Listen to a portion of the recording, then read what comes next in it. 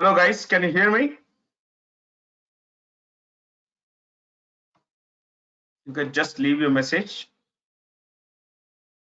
Okay.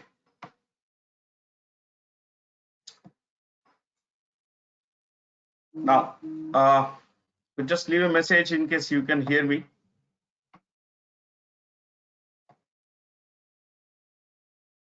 Okay, fair. I just saw a message. Fair. So guys, we are going to discuss the budget, and the budget is going to be pretty. This kind of a talk would be very different. Can you also see the webcam?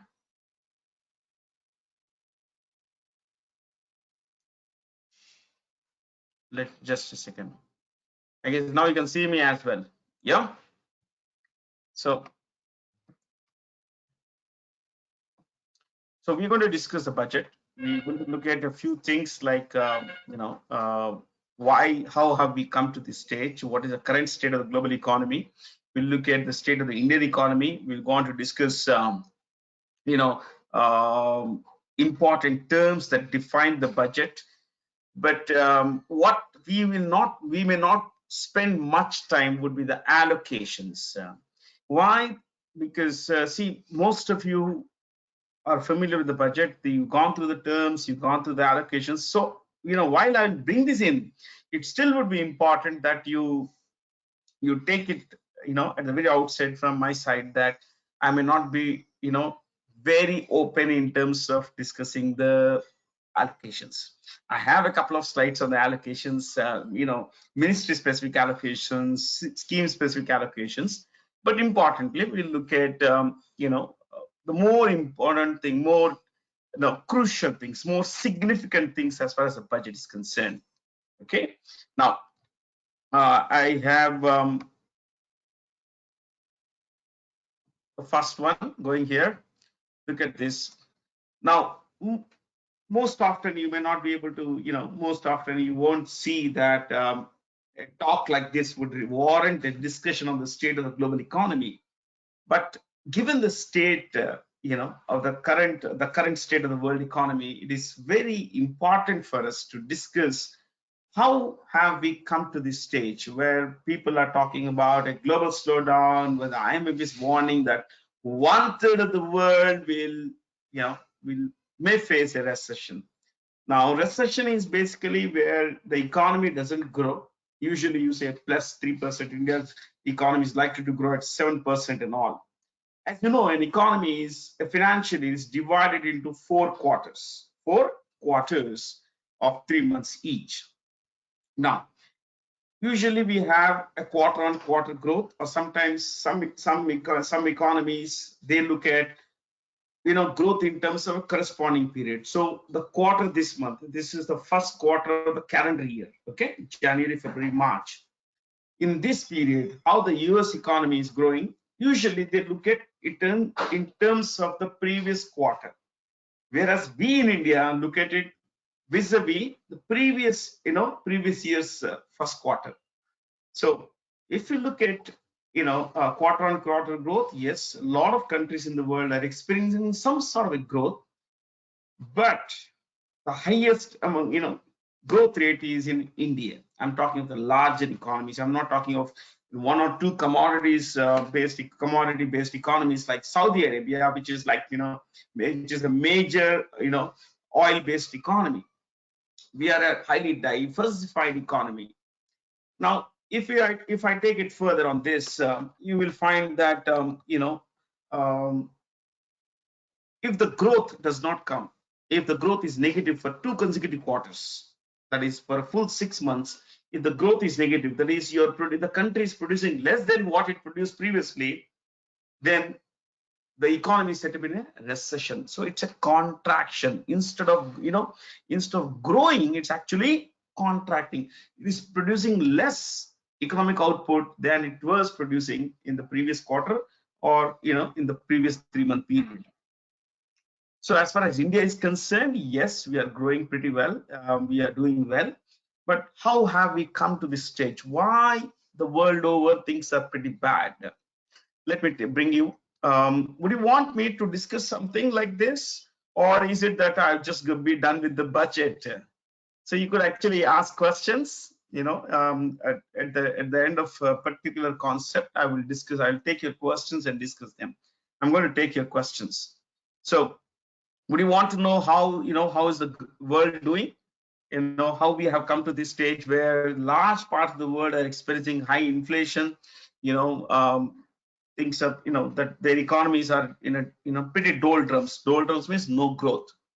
So there are supply chain issues. There are issues like poverty is rising in some parts of the world. Would you want me to discuss something like that? Why I'm asking you this question is because I would, I'm a kind of guy who would say, yes, we should discuss this. Only when we look at the world, only when we look at the way the world is growing or not growing, can we appreciate the way our economy is doing. Okay. Now, anyway, I don't see any questions from your side. Would you want me to discuss this, the state of the global economy? Yeah, discuss everything, you said. I'm glad you said discuss everything. But we will discuss what's important, my dear. Okay, I'm here to share my learning with you. I'm your teacher, so obviously I'm going to share learning. And in the course of my talk, should you have any questions? Yes, we'll look at questions as well. So, why? The most important word that we should become all familiar with, and we are all familiar with, is COVID. See, the COVID pandemic broke out as far as the lockdown. If we look at the way it started in India, March 2020. So the COVID lockdown throughout the world brought global economy to a standstill. It stopped. Countries came. They were like, it was like a curfew. It was like a curfew. COVID brought everything to a standstill. When COVID came in, it actually brought in its wake a few things like, there was no production. Economy came to a standstill. So when there was no production, then there was no, there were supply chain problems. Countries weren't manufacturing anything. So if you look at a laptop like this or a tablet like this, okay, or another tablet like this, or I'm talking of, let's say, the TV there. Now all of these things require chips. All of these things require certain kinds of elements in them, but they weren't being produced. And considering that most of this stuff comes from a country like China, things went really bad. Now, we will discuss China as a part of as part of this talk. In the end, we'll bring in China, especially the reopening of China and what it means for the global economy. See, supply chain problems came because there was no production. When supply chain problems came, there was high inflation. Things were scarce in supply. When things are scarce in supply, obviously the prices go up. When prices go up, you have a situation of high inflation, especially given that lot of wheat. If you look at foodstuffs, people weren't going out. People weren't going out. Even if they were going to the field, they weren't going out to the market to sell their wheat, their rice, whatever the produce was. Okay, so this kind of created scarcity in the market. And if you're looking at countries that were which are major exporters, like Vietnam is a major exporter of rice, there was a scarcity of rice around the world. There was a scarcity of wheat because Russia, Ukraine, large parts of Europe, America, the US, they all shut down. So there was scarcity of wheat. Now, when the scarcity of food grains, obviously, there isn't, the prices aren't going to keep quiet. So prices went up. When prices went up, they had a cascading impact. Everything, like, people like me and you, you and me rather, we kind of had to shell out more paisa. We had to pay more to get the same quantity or even less actually. So there was high inflation. Now, high inflation didn't come just from supply chain issues, from production issues. High inflation also came about because of what the Americans and what the Europeans did, especially the United States government did. See, the US government gave out unemployment dole. What is it? Unemployment dole. Dole is a kind of free paisa. It's kind of benefit. Okay. So I'm sitting at home. So the government said, okay, take this money. Bharat, take this money, enjoy. So I wasn't going out. I had $1,200 in check. So I used that money to, to create a demand for certain kinds of things. So the demand went up even when there was not enough production, but people had free money. They weren't working, they weren't producing anything, but there was a demand. Now, when demand went up and there was no production, obviously the prices went up. So another reason for high inflation is not, as I mentioned, not just supply chain. The breakdown is supply chain, production supplies and all, but also the stimulus checks, benefits that the governments in the West had given their people. Now, if you look at our country, the government was smart enough. It didn't listen to a lot of economists who said, okay, why don't we give money to our people? We didn't give money. Instead, what the government of India did was to give free food grains. For more than 2.5 years, we have been giving free food grains to our people. More than 80 crore people in India are getting free food grains under Pradhan Mantri Garib Kalyan Yojana. Now, why we have been able to do this? Because we have a huge buffer stock of food grains that we have accumulated over the years after purchasing from the farmers at MSP. You got it? Now, we ensure that our people would not go hungry. So the most important thing is, people not going hungry. In the West, the government didn't do this. The government instead gave money. And when you give money to people, see, I am sitting at home and I get money. So what do? I buy stuff. Yeah. When I buy stuff, I need something to match my demand. But if the supply isn't there, the prices would rise. And that's how inflation came about, especially in the West. Now, I'll come to your question, Prachi. I explained recession, but I'll come back to that in a while. So inflation came about and the West said that, oh my God, this is seriously bad. We need to take care, because if prices go up, they go beyond control, then things go really bad. You see, if things go really bad in terms that, if prices shoot up to this, to the roof, then I won't have enough money with me to be able to afford what is important to nourish myself. Let's take foodstuffs. Now, another story is that, the government look at this way. Raw materials became expensive. When raw materials become expensive because of supply chain issues and because of high inflation, both coming together, what happened? When raw materials became expensive, cost of production went up. When cost of production went up, the finished goods also became expensive. When finished goods became expensive, you had inflation. You got it? Yeah. So what the government did was, okay, they said, we have been giving money. We have been giving free money to people. They have been demanding stuff and everything, but there is no production.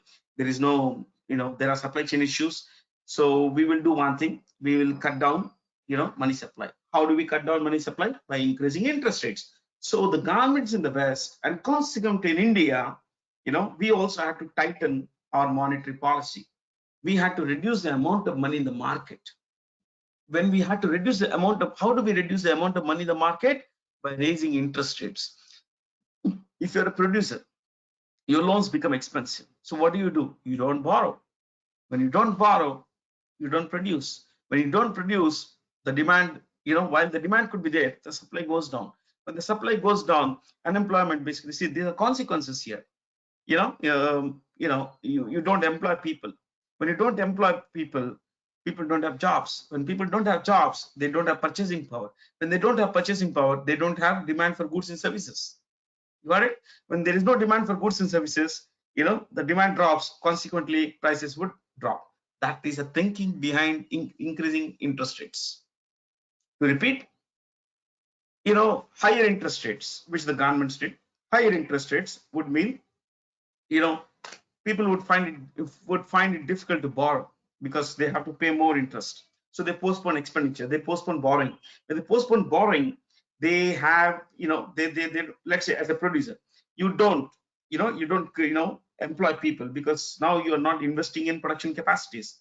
When you don't invest in production capacities, you don't employ people, you don't provide employment, which effectively means they don't have jobs. When they don't have jobs, they don't have incomes. When they don't have incomes, they don't have purchasing power. When they don't have purchasing power, the demand for goods and services decreases. Consequently, supply, the demand decreases and prices cool down. That's the thinking behind this. Okay, even if you are borrowing, forget being a producer, even if you're borrowing, let's say you want to buy a house, you want to buy a bike, then you realize, hey, loans are expensive. What do? When loans are expensive, you don't borrow. When you don't borrow, obviously the demand for your bike or whatever will decrease, and consequently, the prices cool off. So that's the idea behind monetary tightening. Monetary tightening is about raising interest rates. Okay. Now, higher interest rates have their own consequences, my friends. Higher interest rates have their own consequences. See, higher interest rates means economic activity goes down. When economic activity goes down, there is always this fear that it could lead to recession. Now, recession, to pick Raji's question, and there are some questions as well. So I can actually see a lot of questions there. Okay. So let me use this particular, clear this, and then I'll write this. Okay. Let me clear this word dole there, and I'll pull this away. There is a panel with me in front of my eyes, so I have to usually, yeah, but chalo. Now, let's say Q1, Q2, Q3, Q4. Okay, these are 4 quarters in a financial year. Whatever the financial year, I mean, you can take from January to December, which, like, China does. Okay, we in India have our financial year starting on the 1st of April and ending on 31st of March. Okay, now in this financial year, let's say our growth is something like, let's say in the first quarter, let's take the calendar year, this one, January to December, first quarter, Q1, we have growth of, let's say, 2%. That is, we are producing 2% more than previous time. Okay, then here it is 1.5%. So the growth is slowing down. Here it's minus 1%. Here it is 0.5. I'm just putting some numbers for example. Okay, this situation where growth contracts for 2 consecutive quarters, where the growth contracts for 2 consecutive quarters, you have a recession. So recession is defined as contraction in economic activity for 2 consecutive quarters. Okay, I hope I answered that question. So just a second, I think so yeah, the difference between see, did you get this? Did you get this thing? Yeah. So we produce less than what we had produced. So Q3 means that you are producing 1% less than what you were producing earlier. Again, Q4, you are producing less. So in recession, what happens is that producers, there is no demand. When there is no demand, there is no production. Obviously, you won't produce anything because there is no demand for your goods. So what do? You kind of shut down production, and there is employment generation also decreases. When employment generation decreases, it starts a vicious cycle. I don't have a job. When I don't have a job, I don't have money. I don't have money, that is income. Consequently, I would not have purchasing power. When I don't have purchasing power, I don't demand goods and services. So again, let's say I don't go to a restaurant, I don't go to a cinema. What is happening here? I'm impacting them. The lack of my job impacts my other activities. So consequently, the things that I buy, they also get impacted. So it's a vicious cycle, wherein millions of people like me who have no jobs, impact other sectors. So this kind of sets off a very, very negative thing for the economy. Okay. Now, as far as the difference between there is no difference between monetary tightening and interest rates. Monetary tightening is about controlling money supply. When you tighten monetary supply, which is money supply, interest rates rise commonsensically, isn't it? So when the government says we will will charge higher interest. Not the government. I'm talking about, let's say, the RBI. So if you look at India, RBI says repo rate. I'm just giving an example. Repo rate, let's say, is 6.5%. It means that while what is repo rate? The rate of interest charged by the RBI on loans to commercial banks. These are short-term loans of less than 1 year. Okay, so 6.5%, a commercial bank will have to pay the RBI. Consequently, what will it do? It will borrow. It will charge at least this much from us, plus its margin cost, its administrative cost. So the loans for us also become expensive because it has to pay more to the RBI. Okay, so because it has to pay more to the RBI, very simply, it has to charge more from us. So loans become expensive. So monetary tightening is about, decrease in money supply. Decrease in money supply. Okay. So this is what's happening around the world. World over, governments are raising interest rates. They're raising interest rates. Okay. So I hope I was clear. So Devansh will come to the budget, but you can't understand the budget if you don't discuss these things. See, you need to appreciate Devansh. The Finance Minister of India has done a difficult job, and if we don't know, in light of why, see, the world over, it's not growing. For example, this year the world economy is likely to grow at 2.7%. World economy 2.7%. What India's growth likely to be around 7%. So see, world economy is likely to grow at 2.7%. 1.6% is US. Okay, this is global. And what about China? China is likely to grow at 3.2%, but it will be less than 3.2%. So if you take 3% also, yeah, China is not growing. So even when some of the world's biggest economies are not growing, India is growing. So it is in light of this, you need to appreciate what the budget is. Without this knowledge, it's in isolation. There is no standard, there is no something to measure against. You can't understand the budget of India. Okay. So yeah, I was discussing this last point, reopening of China. See, China is the world's largest consumer of a lot of commodities. Okay, copper, gold, platinum, okay, iron ore, coal. It's the largest consumer of all these things. So what may happen is as Chinese economy opens up, it will create demand for these things. As the demand rises, okay, maybe there is another story here. The prices of these will also rise. As the price rises, what will happen to the global inflation? Again, this will have a cascading impact. Okay, but countries like Zambia, and Chile would be very happy. Why?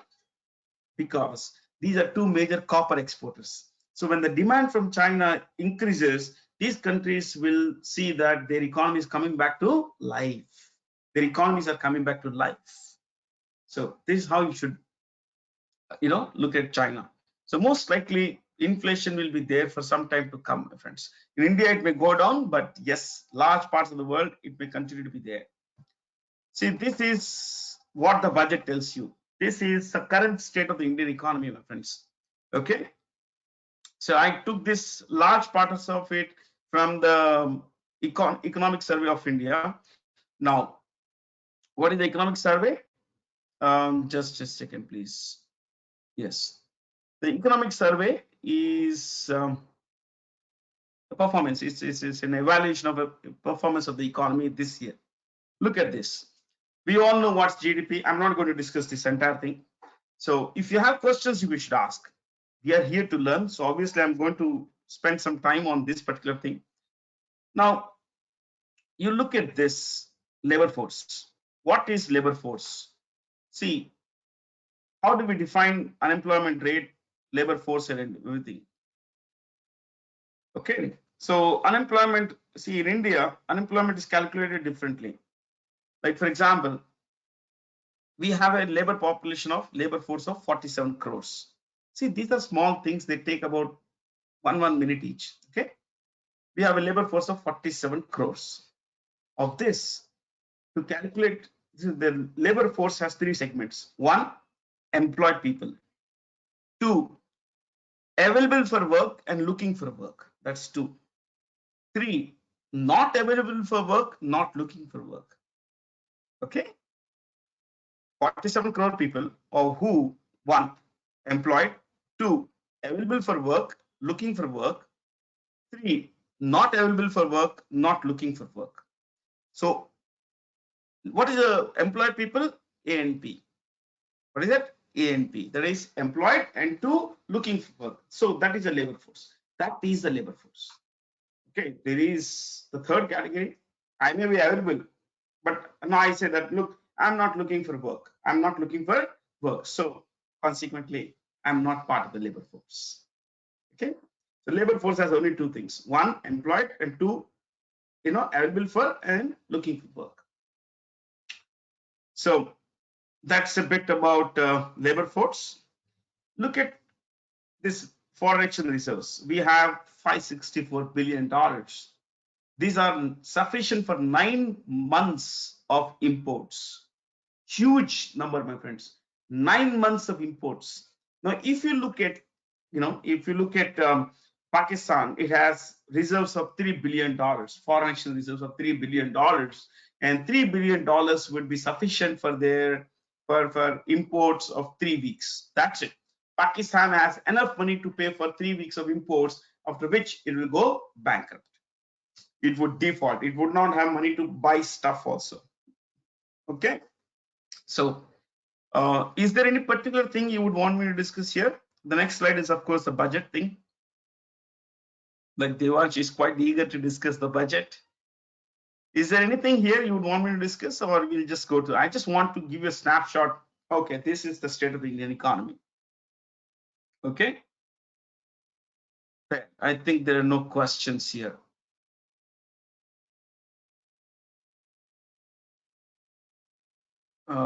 Just a second. I guess there is one question here.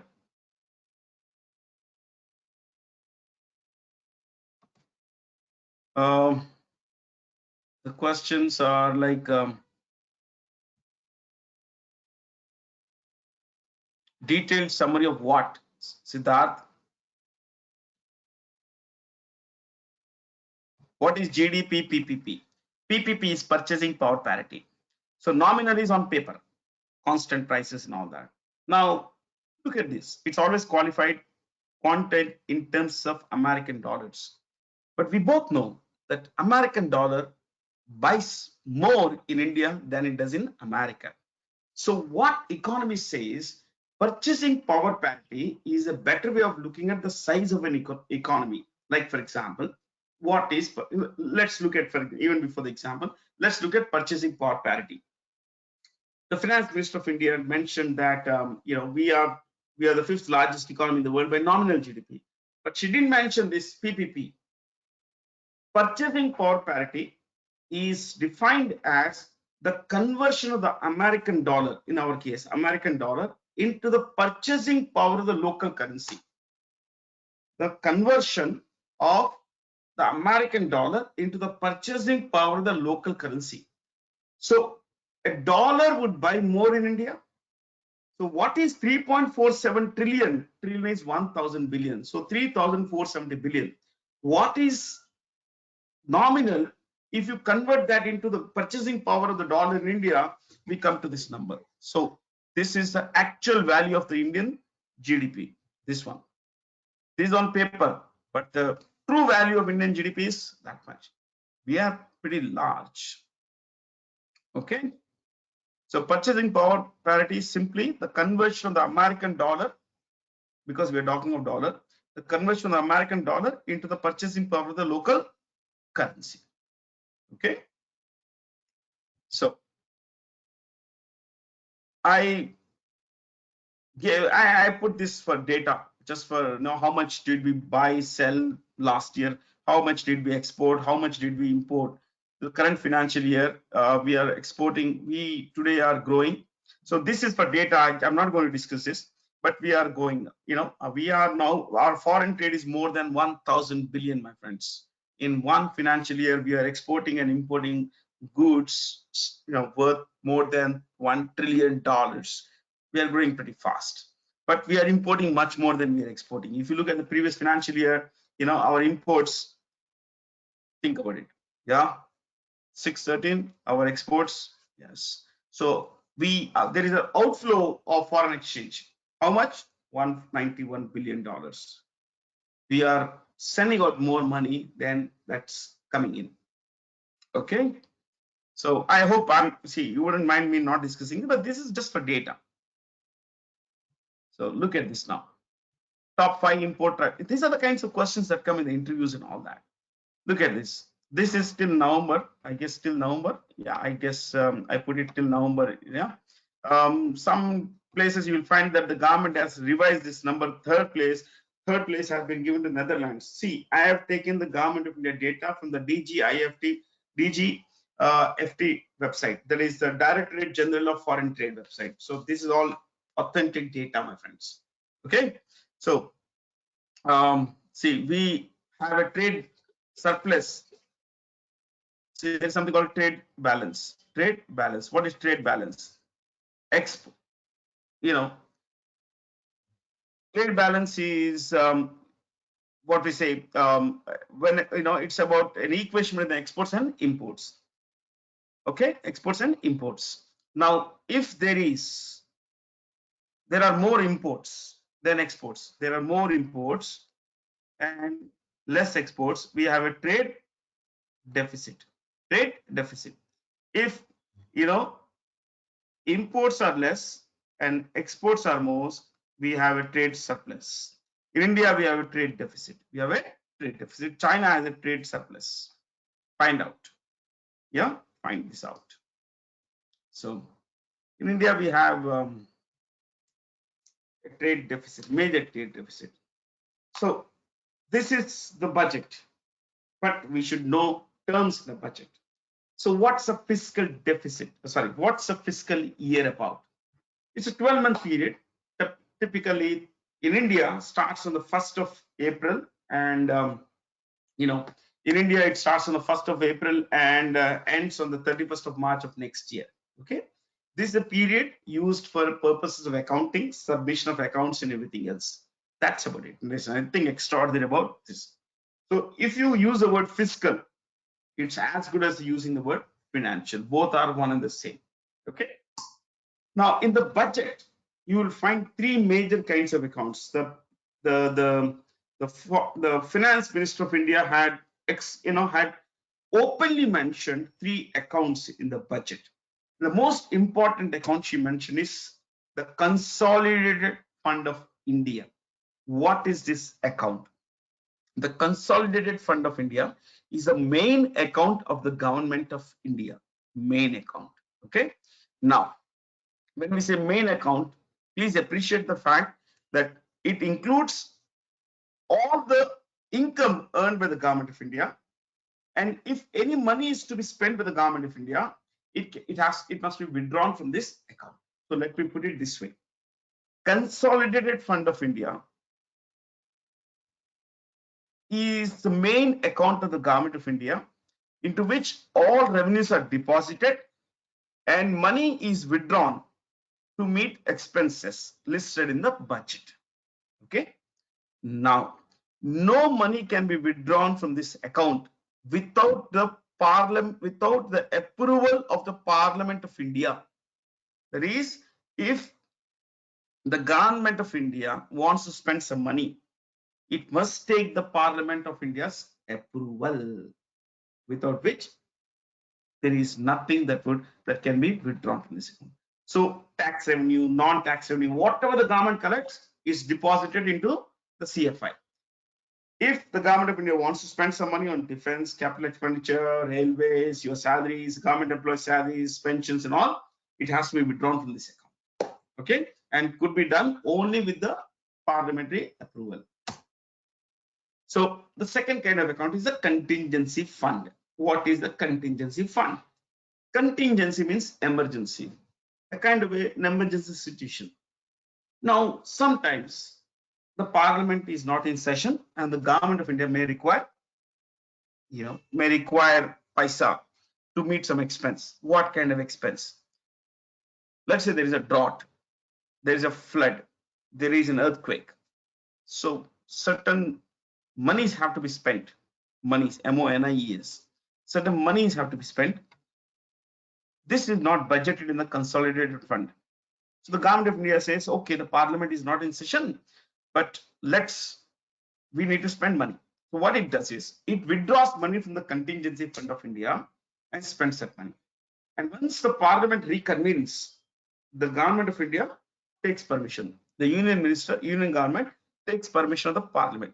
Look, we spent like this for this purpose, for this express purpose. So we need your approval.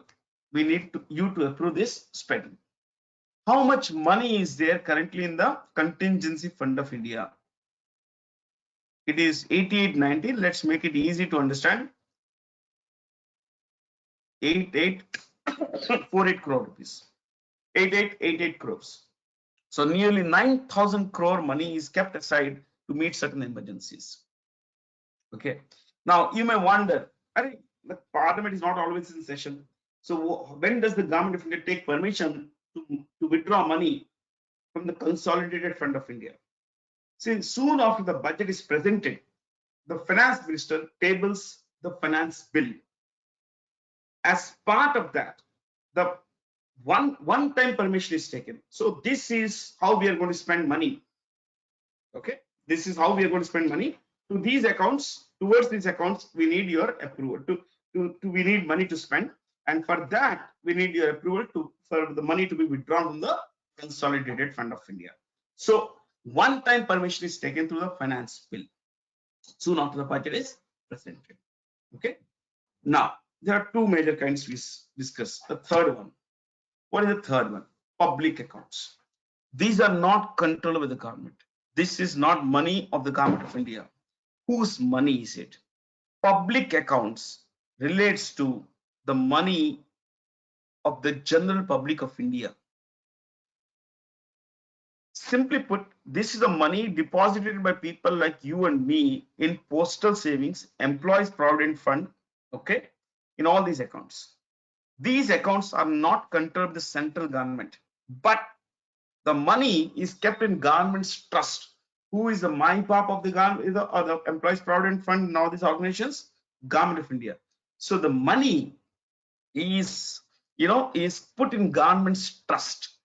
So when you put money into EPF or PPF or postal savings, this money is generally used by the government of India, and that's why it pays you interest.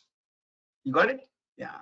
So public accounts are accounts owned by the government, owned by the general public of India, but put in government's trust. Examples: postal savings, employees provident fund, public provident fund, Sukanya Samriddhi Yojana, all these things. Okay. So these are the major kinds of accounts. It is from these accounts that government of India gets paisa. Okay. Now let's look at something more. There are some terms in the budget which you could be asked.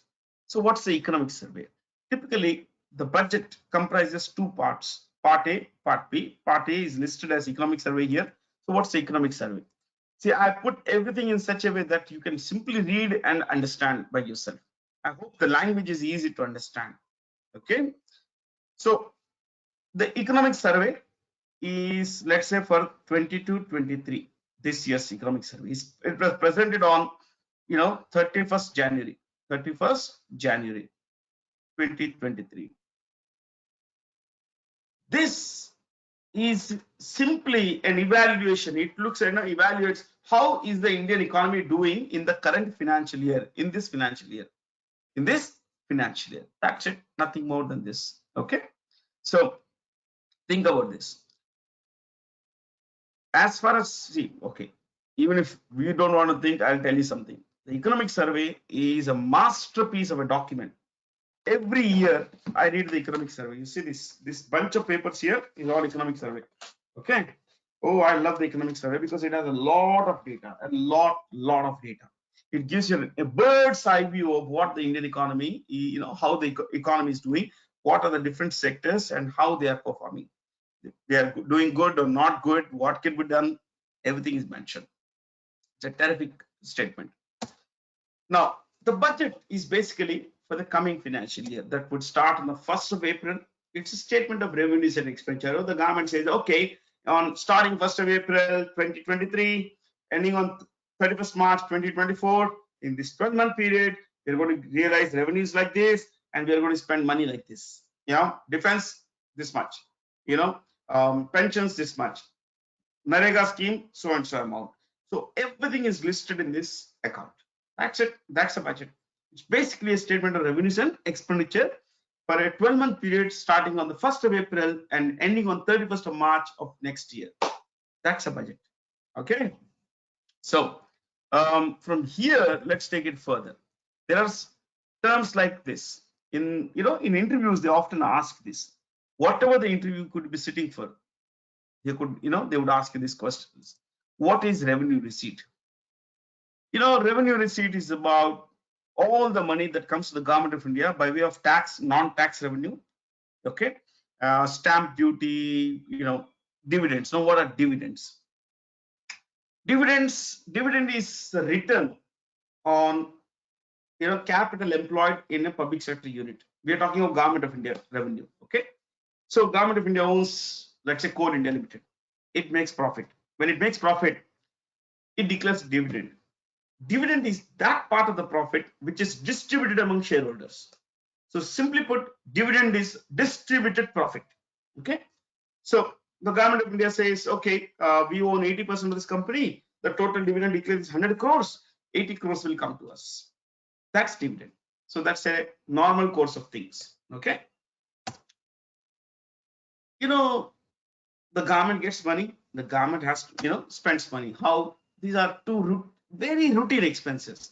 You want to get into a government job, the government will pay a salary.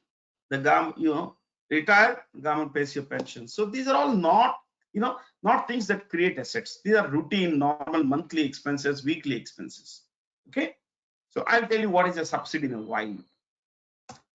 What is capital assets? Also capital receipts. These are things that come from assets. Okay. Like, government of India may have lent money to, let's say, Bangladesh. See, government of India has lent money to Sri Lanka, has lent money to Bangladesh. So, the government says we had lent X money to Sri Lanka. Some part of that money has come back to us. That is recoveries of loans. Got it? So recoveries of loans is that part of money that has come back to the government of India.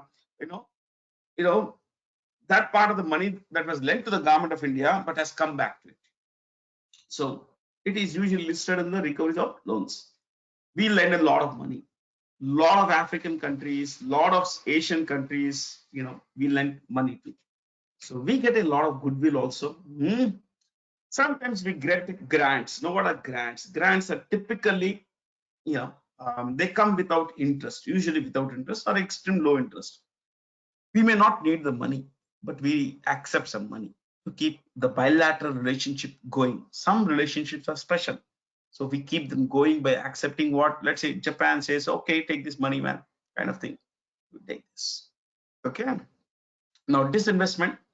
Those of you don't know what is disinvestment, simply put, disinvestment is the sale of government shareholding in public sector units without transfer of management control. Let me repeat. Disinvestment is a sale of government shareholding in public sector units without transfer of management control. We mentioned Coal India Limited. Let's say the government of India says, okay, let's sell some shares of government of India. We own 80% of it. Let's sell 5% of it. So they sell 5% of the market and they get money. That is called disinvestment. So this is the opposite of investment. In investment, you put money in disinvestment, you take money out. You sell your shares. Okay. Now, this is different from privatization. In privatization, the government not only sells its shares in public sector units, it also transfers management control to the private company, to a private company. That is, it is disinvestment plus transfer of management control. Okay. A good example, Air India. The government of India said, we don't want this company, you take this. Tata Group, You want to buy it lock, stock, and barrel. That is the entire company, and you run the show. So they privatized Air India.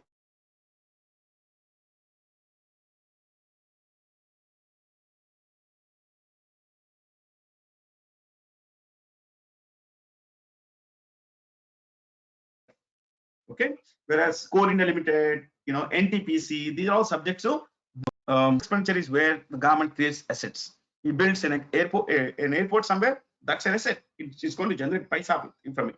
Okay, so anything that leads to creation of asset, roads, dams, rails, is power plants. These are all capital expenditures. These are all capital expenditures. So different kinds of capital expenditures are there. Plural, you can say capital expenditures. We just mentioned some examples, and some examples are listed there. So tomorrow we build Vande Bharat Express, plenty of them in India.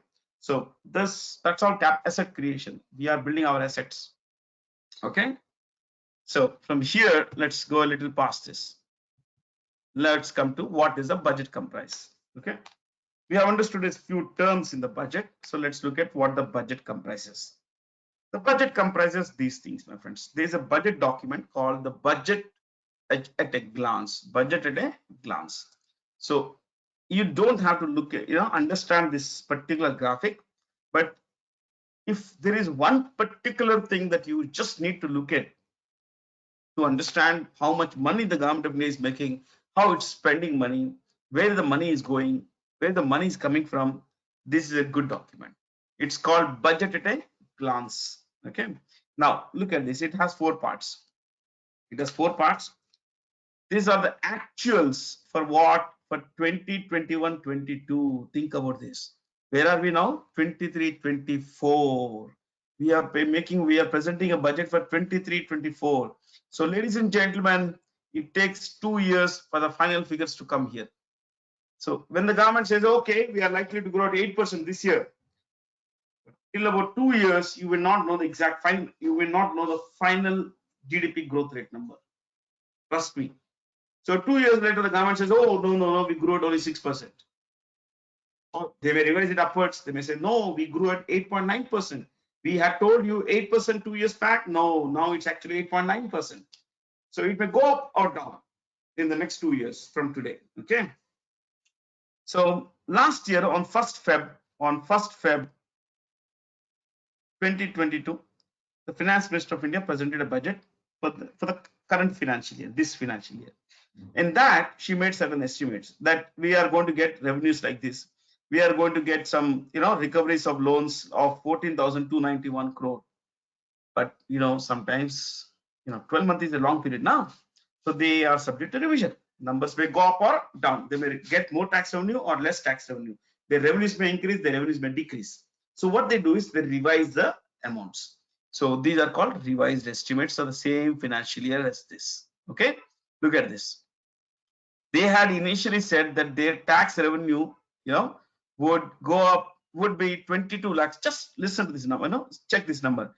22 lakh 04 422. This is all in rupees crore.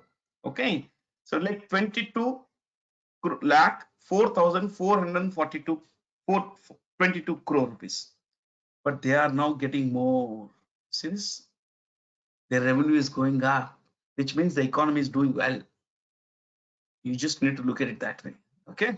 See, tax revenue went up. Tax revenue net to central. After giving it to states, they had expected to collect 19.34 lakh crore rupees, but now they have collected 20.86 lakh crore.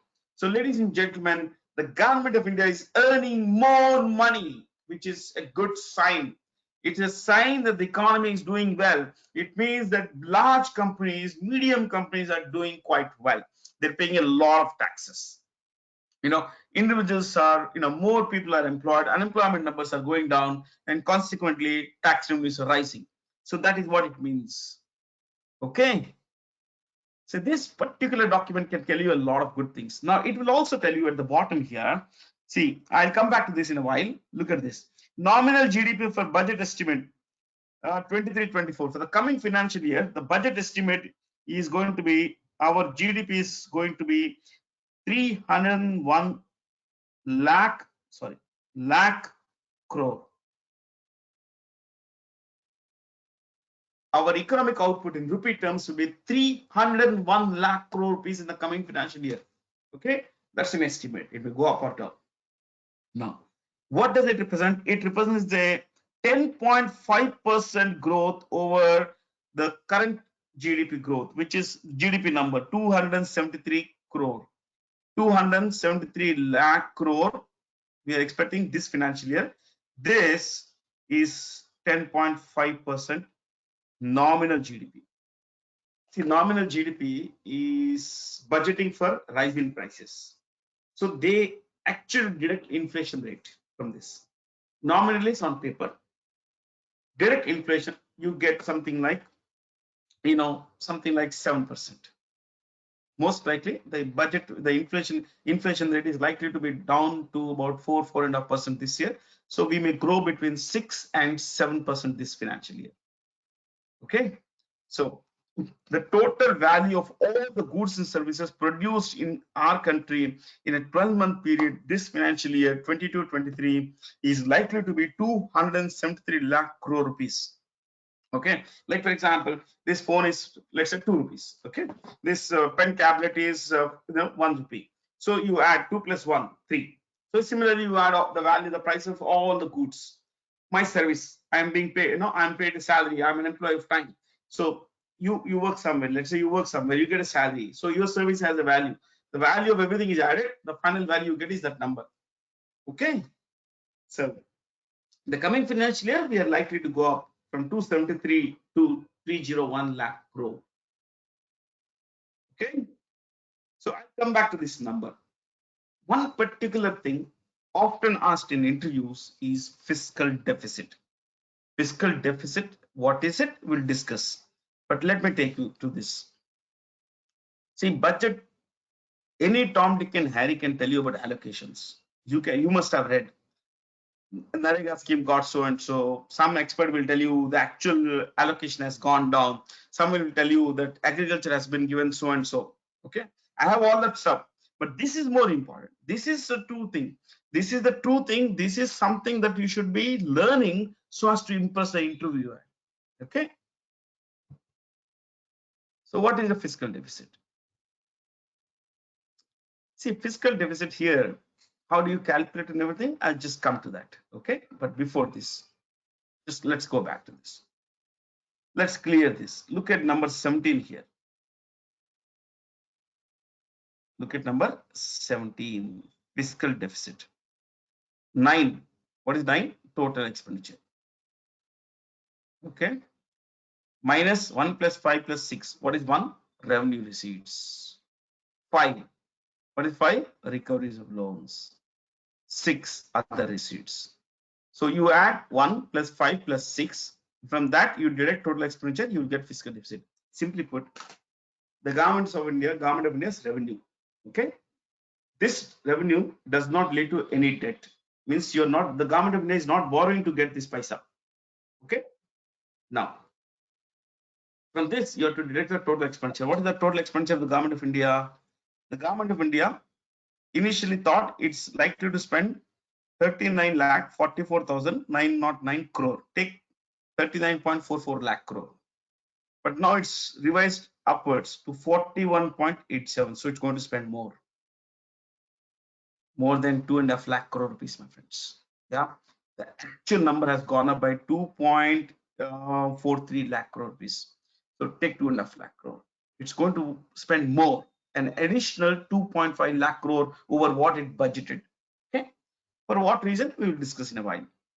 So from this, if you deduct this entire money revenue, this is what it needed to spend, but it got only this much. You add this,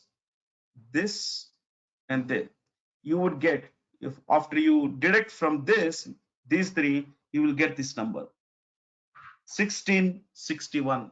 That is 16,61,000 crore shortfall. Its expenditure is much more than its revenues. By how much? 16.61 lakh crore rupees. So what will it do? It will borrow that money. It borrowed. The government of India planned to borrow 16.61 crore last year at the time of budgeting. But look at this. Now because the expense has gone up. It's, it's, look at the fiscal deficit. It's actually going up. 17, it has gone up. It's going to up, 17.55 lakh crore rupees. So it's going to borrow 17,55,000 crore rupees this financial year, my friends.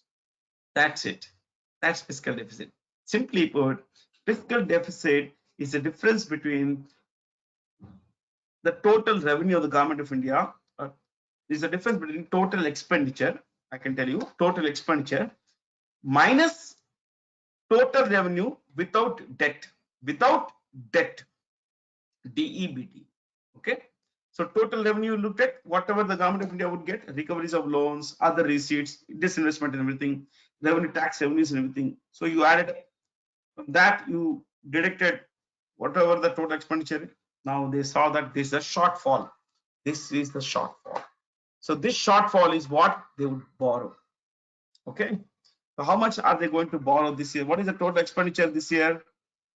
This much. 45 lakh crore rupees. What is the revenue and everything? You can just, from this, if you deduct, the total fiscal deficit is likely to be 17.86 lakh crore rupees. That's a lot of money. That's a lot of money. But you look at this. Here it is 6.4. So we plan to borrow 6.4% of the GDP. And we are stuck to 6.4%. You may wonder, how is it? This number is very, but because the GDP has increased much more than we budgeted. Initially, we thought the GDP would be so and so amount, but the actual GDP went up. Actual GDP went up. So the growth was much more than what the government of India, the finance minister of India had said at the time of the budget. So even though we are borrowing more, it still is 6.4% of the total GDP. Okay. Now you look at this. Here, 17.86 lakh crore is going to be 5.9% of the total GDP. Now, you say 17.86 lakh crore rupees is more, yeah, a lot more than 17.55. But 17.55 is 6.4% of GDP, whereas 17.86 is just 5.9. Because this year we're going to produce more. Our GDP is going to be more. So even though the fiscal deficit is more, the GDP is going to be bigger. So the percentage wise, it's going to go down. Going to go down, my friends. Okay, that's fiscal deficit. It's simply borrowing. Kuch nahi, borrowing. Simply borrowing. Okay. But when we borrow, we have to pay interest. Not just this loan, previous loans also. How much are we? Look at number 11. Look at number 11, interest payments. We are going to, in the coming financial year, we're going to pay interest of 10.79 lakh crore rupees. 10.79 lakh crore rupees. 10.8 lakh crore we are paying only in interest. These are all on the accumulated loans. Yeah. So that's something that, yeah, we should be looking at, my friends. We should be worried about. Why is it dangerous? See, I've given you all the stuff that you have here. Okay.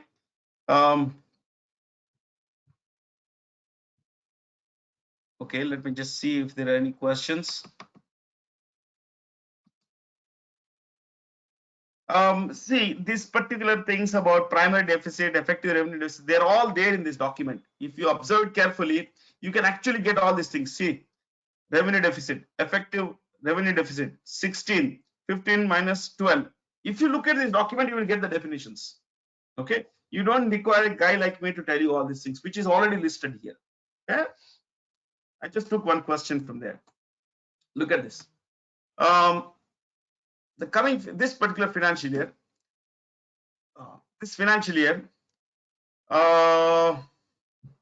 see this. I have put things in a very, very different way. Look, everything what was there here, I put it in a. I've taken only those things which you need to calculate, for fiscal deficit. Got it? So our GDP is likely to be 301 lakh crore. So of which 17.86 lakh crore is going to be 5.9%. Okay. So this is how you calculate fiscal deficit. 16 or the numbers vary every year. 16 minus 6 plus 1 plus 6 plus 5 plus 1. or 1 plus 6, 5 plus 6, whatever, that does not matter. Okay, 16 minus this. So you get this. So guys, we are living beyond our means, my friends. We are borrowing a lot of paisa. Why we may say the government of India's revenue expectations have been below what revenue expectations have been, revenue realizations have been very high, is still much lower than what we really need to lessen our borrowings. We are borrowing a lot. We should cut down. Why? I'll tell you why. Look at this now. Why should we borrow less?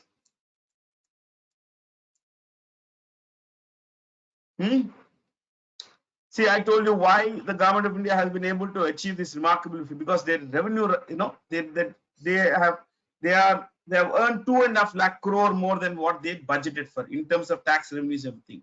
So they are earning more. So obviously they didn't have to, they didn't really have to borrow a lot more than they required. This is important.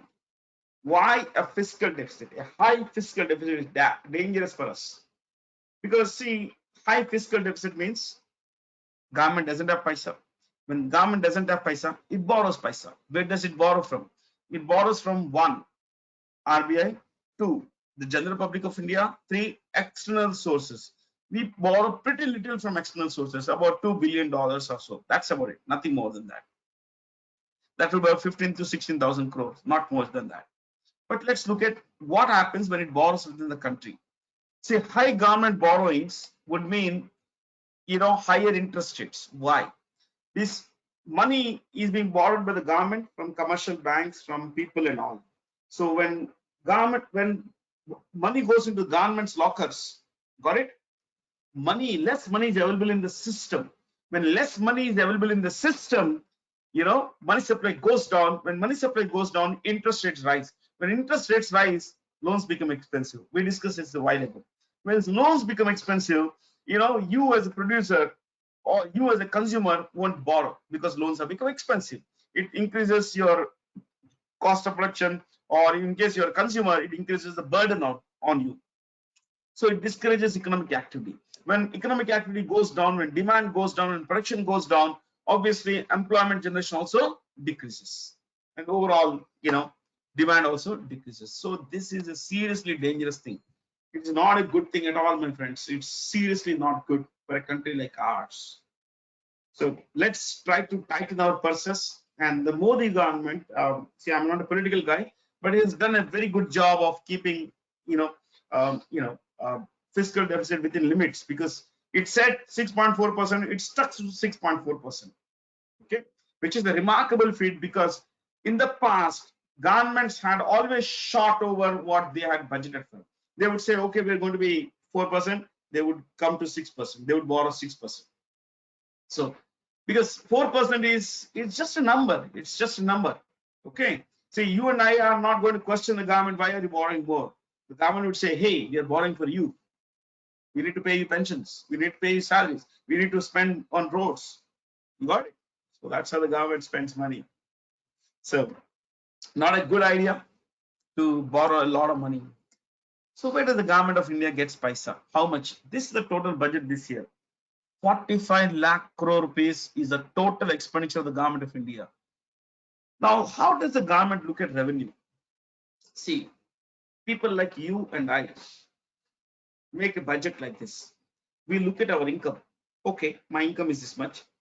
My expenses, okay, I try to reduce expenses. Got it? That is, we tailor make our expenses to our revenue. On the other side, government works like this. Government says, okay, let's first look at our expenditure. Defense, NREGA scheme, Jal Jeevan scheme, XYZ scheme, all that's done. Okay, it comes to 45 lakh crore rupees. We need 45 lakh crore rupees. First, so it makes a list of expenses. Okay, it comes to 45 lakh crores. Then it looks at, how do we get this paisa? Where do we get this paisa from? So it gets this, pie chart. No, we make the pie chart. Look at this. The government is going to get 45 lakh crore rupees, of which 34% will come from borrowing. Mention it now. 17 lakh, nearly 16.5 lakh crore rupees. 16.61 lakh crore. Yeah, or you could say 17 lakh crore rupees. 17 lakh crore we are going to get through borrowings. Of these 45 lakh, 75 lakh, 17 lakh simply borrowing. So 1/3 bahar se lenge, from the public of India, from the RBI, from whatever source. Okay, but look at the income tax. 15% means somewhere the percent, earlier it used to be 9%. Income tax, which is the tax on the incomes of individuals, is going up. Look at corporation tax, which is the tax on company incomes. Okay, that's also going up. This is a good thing. It's actually going down. See, goods and GST. Earlier it used to be about 4%. When it started about 6%. Now it's 17%. So it's a really good thing that the revenues from taxes are also rising. Okay, but as I said earlier, my friends, we need to cut our expenses down so that we also reduce our borrowings. Now, this is how the money comes in. How does money go? Where does money go? Money goes like this. The same money has to be spent 20% interest. So 1/5 of the paisa is going in interest, just interest. So if we cut down on borrowings, we can save more money, and we can spend that on the welfare of people of India. Okay. 8% goes to defense, and we need defense basically. We need a lot of money to be spent on defense. Now you may wonder, what is a centrally sponsored scheme and what is central sector scheme? What's the difference? See, central sector schemes are schemes launched by the government of India, central government, funded by the central government, and implemented by the central government. Let me repeat. Central sector schemes are funded by the central government and implemented by the central government. Okay. Centrally sponsored schemes are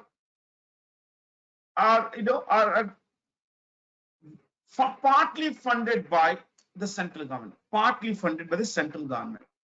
Majority of this money comes from state governments, but generally central government gives some money to it.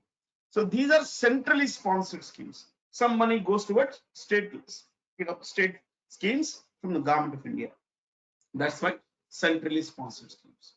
Implemented by state governments, majorly funded by state governments, partly funded by central government. That's a centrally sponsored scheme. Okay. So government of India is spending a lot of money. Look at this 77% subsidies. I'll come to this in a while. Look at this subsidy. What is subsidy? You may be asked this question in the interview. Subsidy is under recovery. What is it? Under recovery. Simply put, discount. Okay. So what is subsidy? See, subsidy, okay, if I give you a simpler definition, it is the difference between a high cost price and a low sale price. The difference between a high cost price and a low sale price. Okay. Now, the government of India says it has a lot of, it gives a lot of subsidies. Rail travel is subsidized by 43%. Okay. You look at education, university education, school education, all kinds of education in India is subsidized. I'm talking of government schools. Healthcare, government hospitals, subsidized. They charge much less than what it costs them. But you look at other kinds of subsidies which are part of our life. Three major, fertilizer, food, and this is actually called fuel. So 3 F's, fuel. How does fertilizer, look at these numbers. Okay. I'm just looking at what more can come. I think, Naman, I mentioned where the government of India borrows. It borrows from people of India. It issues, okay. Those of you don't know how it borrows, I'll tell you how it borrows. Okay. Let's say I'm making some calculations here. Okay, for the budget session. Here and there. Let's say the government of India says, okay, Bharat, Naman, we have we need to borrow money. We need to spend on all these welfare schemes and everything. We don't have paisa. So what it does is this. It says, we have this bond. It's a 10-year bond. It costs 1,000 rupees. 1,000 rupees. This bond has a price of 1,000 rupees. It has a term of 10 years and interest rate of 7%, which means you pay me 1,000 rupees. The government says, Naman, you pay me 1,000 rupees.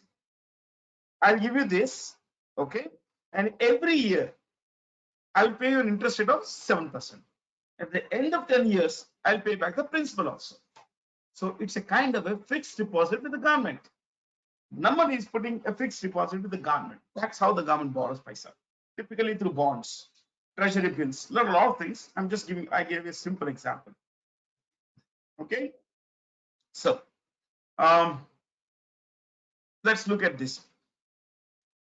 The government of India in the budget last year said that, okay, fertilizer subsidy. This is subsidy. It was given to farmers through sale of urea from cooperatives and private companies also. Government of India sells urea and pesticides, fertilizers at a much lower price than what it costs them. So they initially said, we are likely to suffer a loss of 1.05 lakh crore rupees. But they actually end up with 2.25 lakh crore rupees. So initially they budgeted for 1.05 lakh crore rupees loss subsidy. Now they spent more than double. So please know that the government of India is spending a lot of paisa on the farmers of India. Okay, just on fertilizer account, look at 2.25 lakh crore rupees. The current financial year, food subsidy. How does food subsidy come?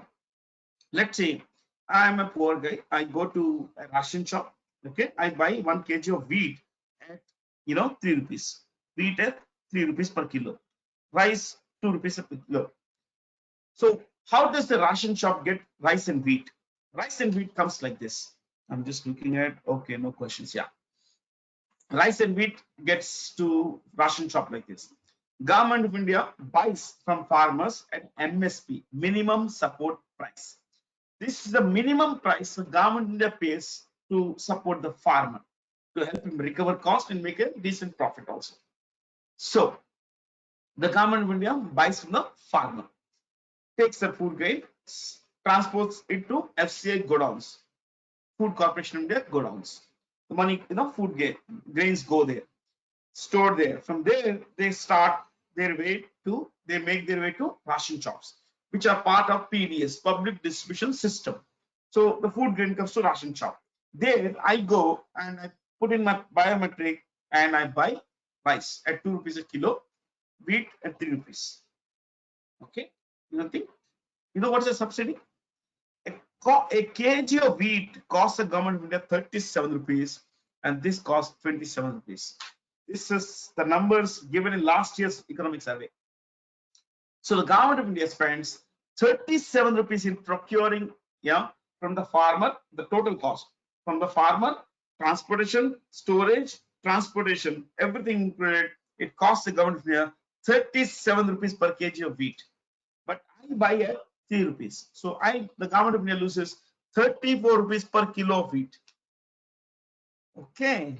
So they initially thought that they would lose about 2.06 lakh crore, but they ended up losing 2.87 lakh crore because a lot of food grain went free to crores of families in India under the Pradhan Mantri Garib Kalyan Yojana. Because of COVID and everything, they had given free food grains. They extended the scheme into this year also. Okay, into this year also. So let's go a little past this. Look at fuel subsidy. That's LPG cylinder and all that. So now you know what is subsidy. See the amount of money the government of India is losing. This year's budget is this. See, you may say, "Arey, this amount is less than what they had planned for food." Look, COVID year. That's why they budgeted higher at 2.06 lakh crore.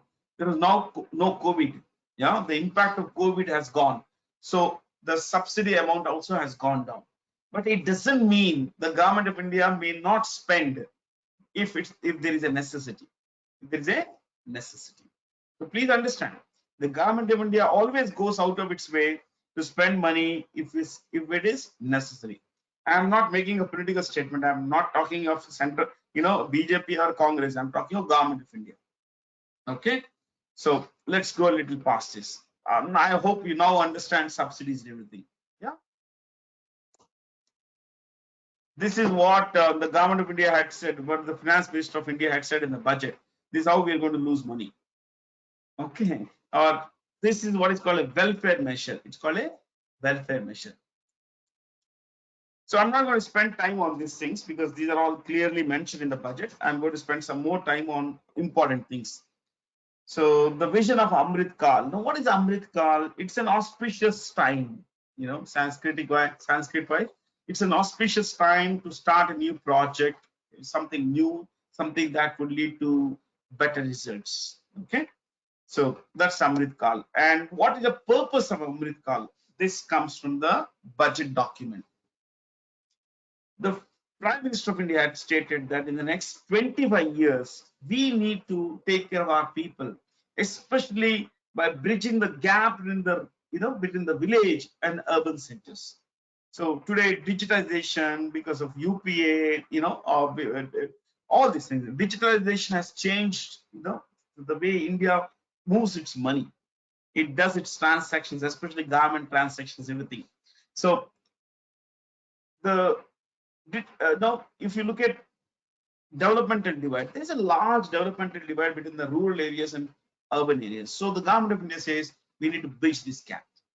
What is available in urban areas should also be available in rural areas. Better roads, okay, better facilities, healthcare facilities, better sanitation facilities, all these things. And of course, we should also bring in more technology so that there is minimal government interface in dealing with people. I'll give you a couple of examples. One, income tax filing. Earlier, when you filed an income tax return, it used to be a mind-boggling experience. You ask your elders at home, they will tell you. There was always this constant fear that this guy will pick out some mistake. Now we don't need to go to any income tax bhavan or something to file our return.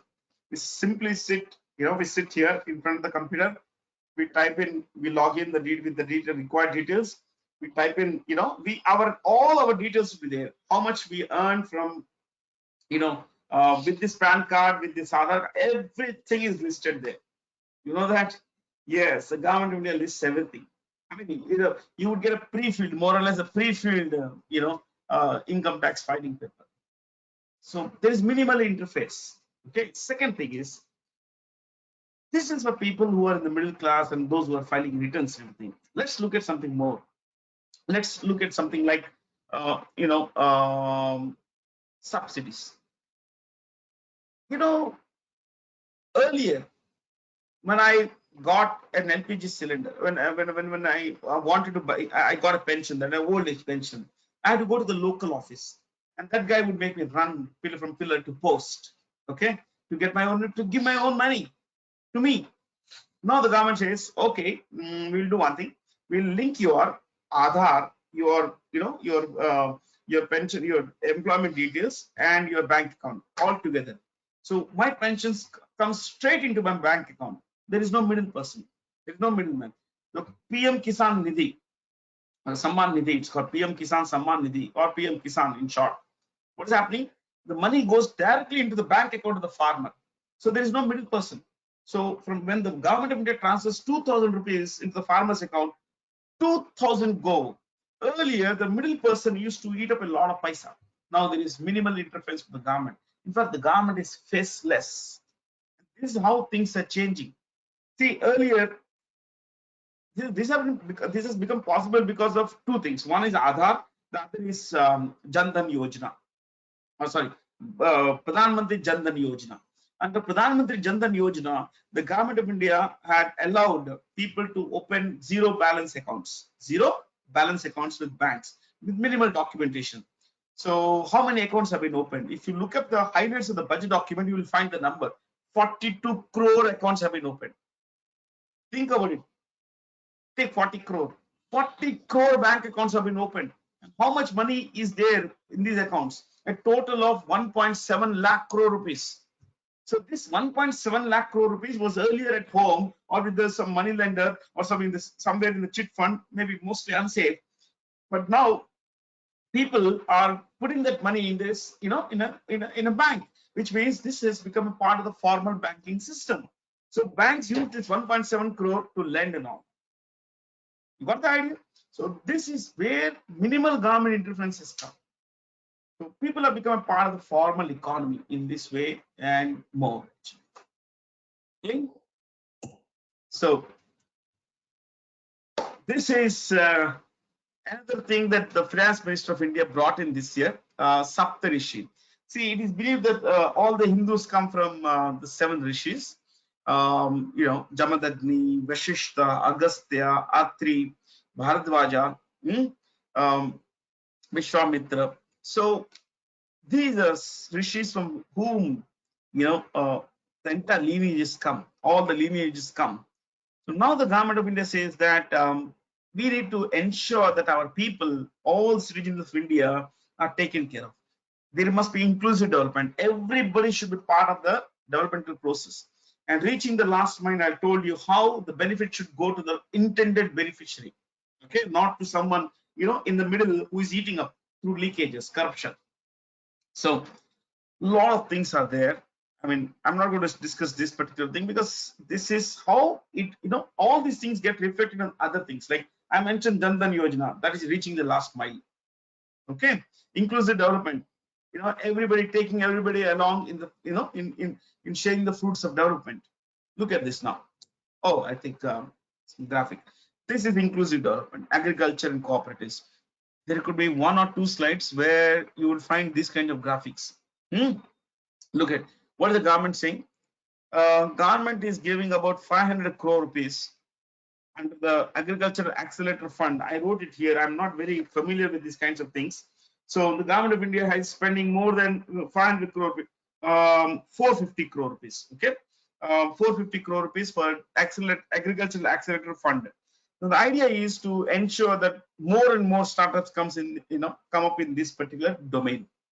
One more thing is we need to ensure that farmers get better credit facilities. So 20 lakh crore rupees, you look at this, 20 lakh crore agriculture credit targeted whom? Dairy businesses, fisheries sector, animal husbandry. What's animal husbandry? Rearing of livestock, cattle, buffaloes, pigs, chickens, goats, sheep. Yeah, all these animal husbandry, and millions of people are employed in this sector. So if people would get better access to credit facilities, they could borrow and invest in their businesses, which could hopefully lead to better incomes, better quality of life. That's the idea, my friends. That's the idea behind all this thing. Better quality of life. Okay. Now, one more thing. You look at this. From now on, millet will be called Sri Anna. Sri Anna. Sri Anna. Anna means food. So millet has a new name. You may get this question somewhere. Sri Anna. And the millet has one particular institute called the Indian Institute of Millet Research in Hyderabad, which is now been given at the tag, the label of Center of Excellence. It's not mentioned there. Center of Excellence. So Indian Institute of Millet Research in Hyderabad is been upgraded to a Center of Excellence. Okay. The total allocation to agriculture sector is 1.24 lakh crore rupees.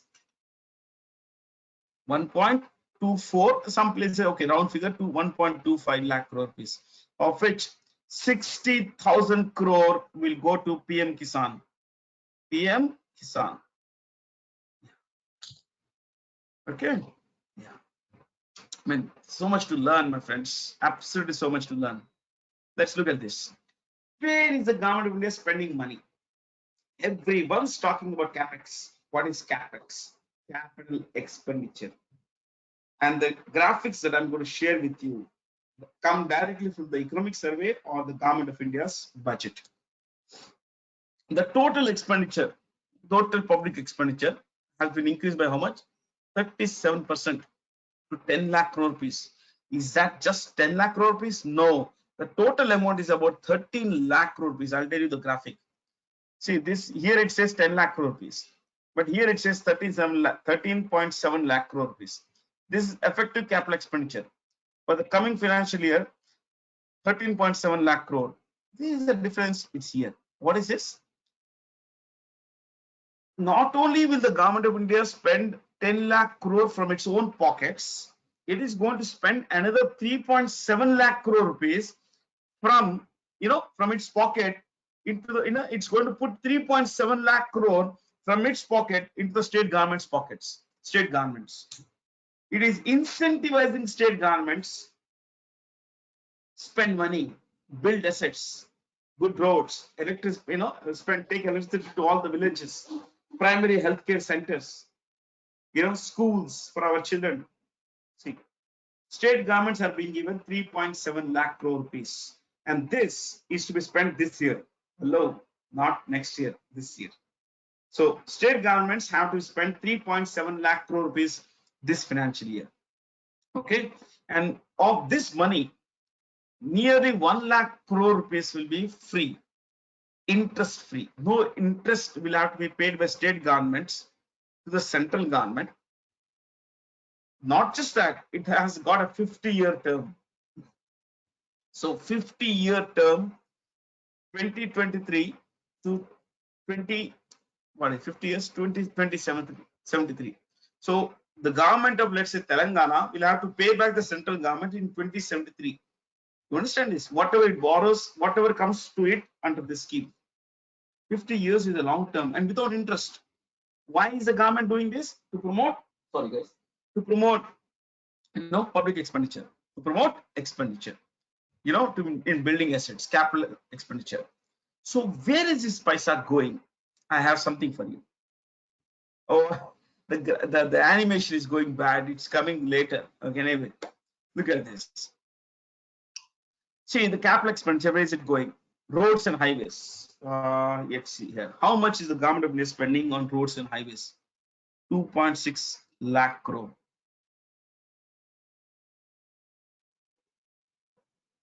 Railways, 4 lakh crores. Trillion is 1 lakh. 1 lakh rupees is 1 lakh trillion rupees. Okay, my friends. Now look at this.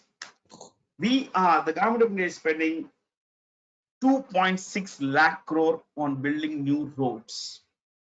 So why is this so important for a country like ours? Look, the classification will be there in the next slide for each of these things. Okay, but look at this. The government of India is spending a lot of money on building roads because, see, this is a question I was asked in recently. How will the government of India's capex help private sector? See, the government of India has this view that if we spend money, even the private sector will also spend money. How? I just come to this, my friends. Okay, the government of India will also spend money. So how will it spend money? Yeah. See, what goes into a road? Think about this. What goes into a road? The road is a road requires steel. I know. Sorry, I'm talking of the railings. I'm talking expressways. Okay, I'm talking of all those things. Now, little more than this, you require coal, you require concrete, you require cement, you require stuff like electric cabling. Yeah, you require computers to collect tolls. Yeah, record them. Got it? So much goes into this. Iron ore, coal is a core industry. So when the government builds a road, it is creating demand for all these things. To produce coal, to mine coal, companies will employ people. Okay, 2.6 lakh crore is being spent on roads, which effectively means that even private companies will bring in their own money to invest in production capacities and everything. So this will have a cascading impact on employment generation. Consequently, higher purchasing power. Higher purchasing power means higher demand, aggregate demand for goods and services. So this is how it will lead to a virtuous cycle. Okay. Now, all these years, the government of India has had great focus on roads and highways, but it hasn't had a great focus on railways. This year, look at the amount they're spending: 2.4 lakh crore. So the government of India is building new trains. Vande Bharat, it's building dedicated freight corridors.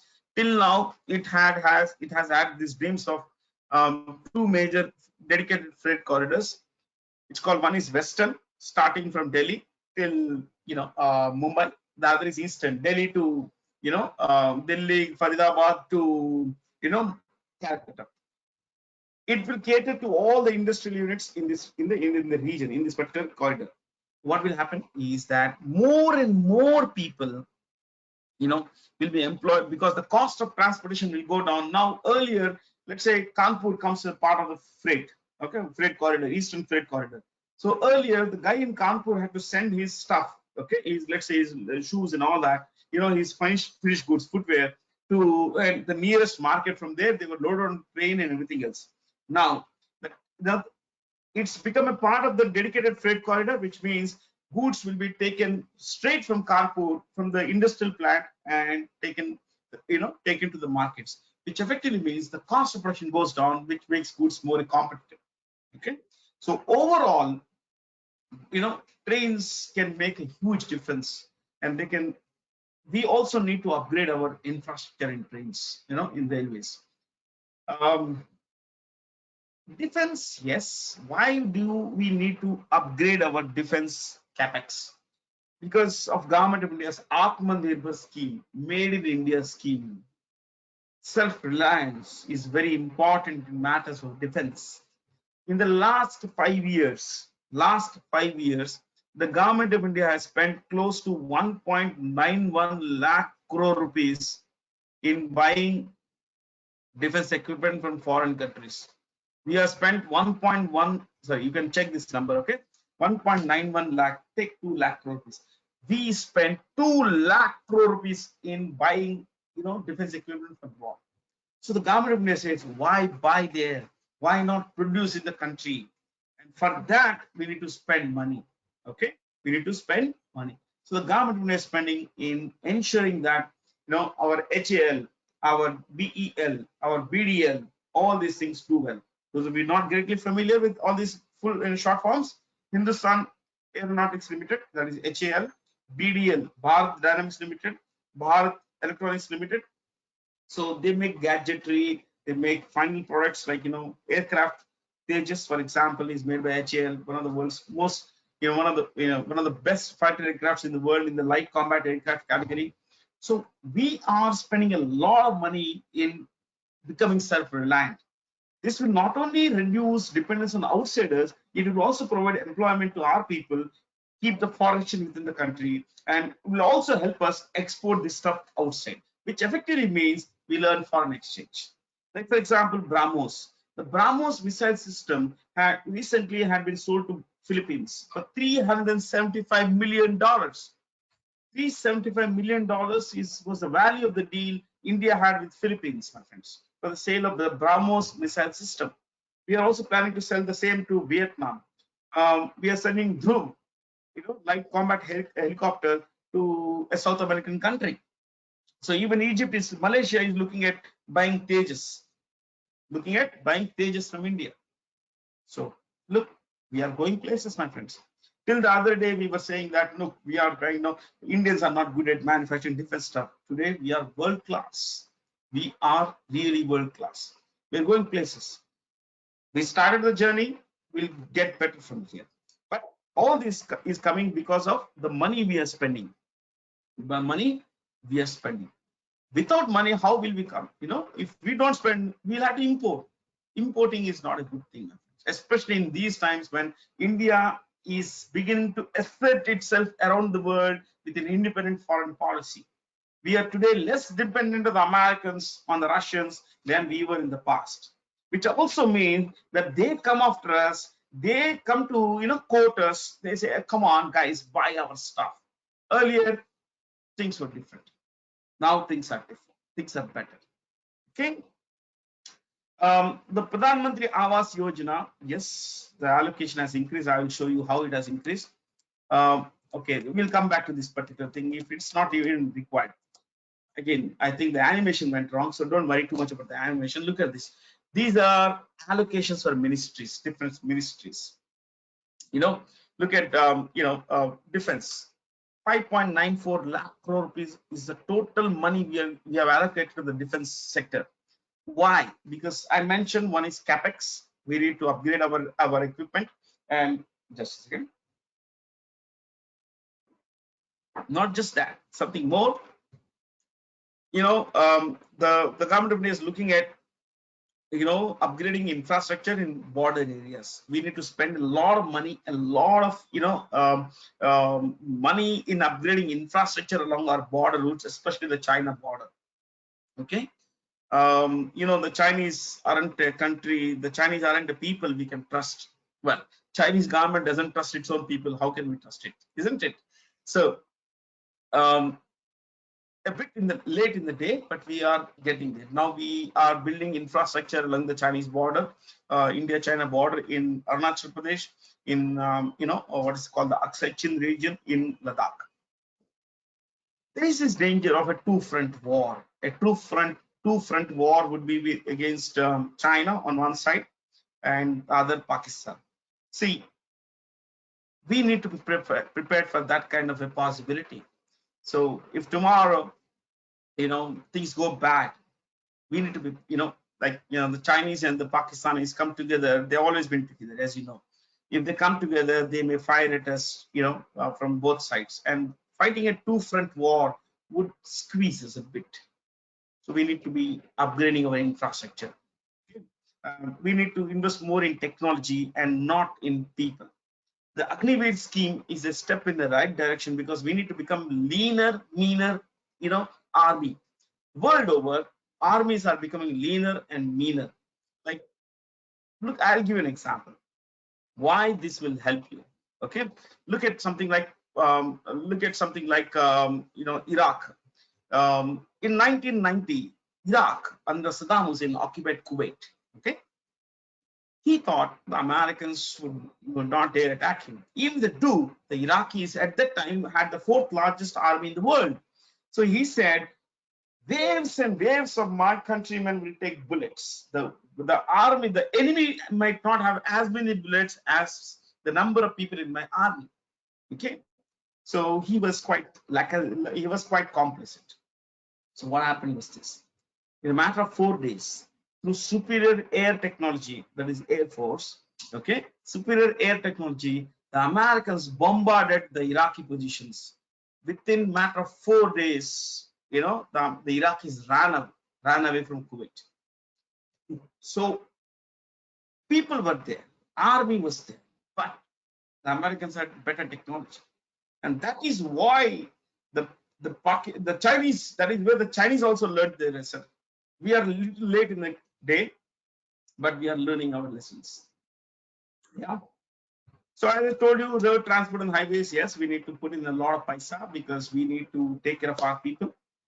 We need to ensure that our people, travel by better roads. Better roads means you move faster. When you move faster, save fuel. Yeah, your vehicle is in better condition, and as you move faster, you save a lot of time, which effectively means you spend more time with your loved ones. Look, don't discount this particular thing. Spending time with loved ones is a very major thing. This is what happens in developed countries. Okay, they get to spend more time, productively, if family wise or work wise, rather than on the road. Look at a city like Bangalore.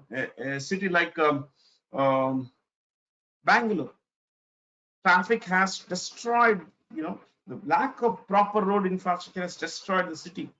More people spend more time, on the road than in their offices or at home, being happy, doing work and all. So we need to spend more time, more transport, and because see, that will also have a cascading impact now. Cement, concrete, road, employment, people building the road, right? Roads that are along the mandi. There's a mandi 100 kilometers away. Earlier it used to take 3 hours for me to reach the mandi. The mandi is a yard. Now with a better road, I can travel faster. I can travel faster because there are service roads also. You got it. I may not use this road, but I can use a service road, which is also neater, cleaner, and would save me time and energy, help me reach the market faster, especially if I'm carrying perishable goods. So this is how you look at things, my friends. Okay, just not building a road. What it means for the people living around that, along the road, basically. So we mentioned all these highways, railways, and all that stuff. Rural development, yes, there has been a crib about the decrease in NAREGA allocation. NAREGA allocation, I was reading, has gone down. These are all budget documents. Okay, so it says that it was budget estimate was 73,000 last year. Okay, NAREGA 73,000 crore. Now it has come down to 60,000 crore. Why has it come down? See, the government of India believes. I'm giving the government of India reasoning. I was also a little, worried as to why this has come down. I was also thinking about this. Then I read something. The government of India's reasoning is this: COVID has gone away. COVID has gone away. This allocation went up because of COVID. Why? Because people didn't have jobs. They had migrated back to their villages. So we needed to build roads. We needed to employ more people. We needed to build, primary healthcare centers, assets, everything in rural areas, and for which we needed to employ people. For which we had to allocate more money for this scheme, so that people will have at least some employment and some income in their hands. But now that they have gone back, they have gone back to the places they work. The demand for rural work also has decreased. Consequently, the allocation also has decreased. But the government of India is saying that in case it is necessary, we'll raise the allocation. So we may revise this budget estimate tomorrow. We may revise this estimate. So 60,000 crore may become 65,000 crore or 70,000, whatever. Okay. So there's so much to learn. You see, just look at these numbers. Let's go a little past this. Now, these are allocations. Why? See, some of these allocations have gone up really well. Healthcare budget, development of pharmaceutical industry. We are a world superpower, pharma superpower. India is a pharma superpower, my friends. Some of the world's best generic drug companies are in India. You have a Cipla, you have a you have a Torrent, you have Ranbaxy. You have a lot of these companies. Now the thing here is that we are the world's biggest producer of vaccine. We are a vaccine superhouse, powerhouse actually, as they call it. And apart from this, of course, you look at that Jal Jeevan mission. We need to spend money to ensure there is potable water. There is a pipeline directly, tap here at home. Instead of the woman going into, the girl child running after a tank or, a water tank, a tractor or something, or, going far away to fetch a pot of water, which is not good for the health of the person concerned. The government is saying, let's get tap water to every household in India, for which we need more money. That's why the allocation has been increased. Okay, you look at the end goal. Why? What does it do? That is how it works, my friends. Okay, yeah, they are going to spend more money on the Eklavya model residential school, because this is especially for tribal welfare, and they are going to recruit more and more teachers for these particular schools. We need, my friends, we need to ensure that every person is taken along in the fruits of, in the journey of development. Remember one thing: tribals scheduled tribes in India constitute 8.1% of total population. 8.1 scheduled tribes. Okay, those of you don't know what's a scheduled tribe, very simply, a scheduled tribe is okay, let me tell you even better way. Let's say there is a scheduled constitution first order, first constitutional order. Some people call it constitution first order. Don't worry about the name. Okay, I belong to caste X. Look, I don't believe in all these things. I'm just a teacher. Okay, I belong to caste X. If the name of my caste appears in the first order, in the list of castes in this first order, then my caste becomes a scheduled caste. So this first order is a list of castes, as a list of tribes. My caste, let's say call it X, belongs to, its name appears in the list of castes. in the first schedule. So my caste becomes a first, my caste becomes a scheduled caste. Let's say I belong to tribe Y, and the name of my tribe appears in that schedule, first order. So effectively, my tribe becomes a scheduled tribe. That's it, nothing else. The name of the community, the name of the caste or the tribe has to appear in that schedule of castes and tribes. That is when it becomes a scheduled caste or a scheduled tribe. So today, scheduled tribes make 8.1%, scheduled caste makes 16% of 16.8% of India's population. Okay. So we need to take people along, my friends. Look at Pradhan Mantri Awas Yojana. The allocation has gone up because the Prime Minister of India says, his dream is to ensure that his dream is like, we must make sure that every person in India owns a house. It's a housing for all. Housing for all. From 48,000 crore, it has gone up to 80,000 crore, my friends. Phenomenal increase, my friends. It's a phenomenal increase. So that's all about it. I'll take questions from you guys. My name is Bharat C. Jain, in case you don't know, which is a very good thing. So I'll take questions, open questions, anything.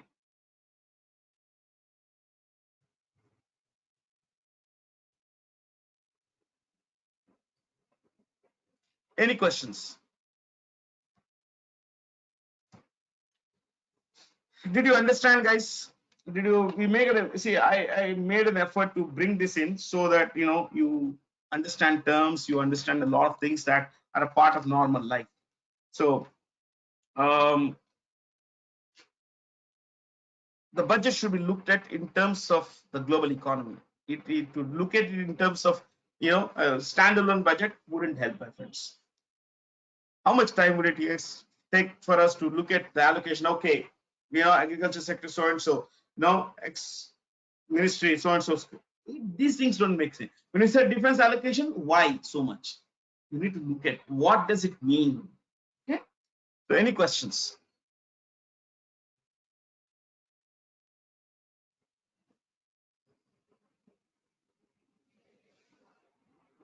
Direct benefit transfer. Yes, we mentioned it a while ago.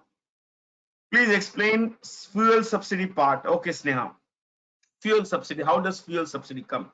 Okay, let me take you to fuel subsidy. Okay, Bhumika is asking when do they revise budget? They typically revise the budget in sometime in October. After 6 months, they look at it, and November, December, they typically revise the budget. Okay, we may need a little more tinkering here and there. That's how they look at things.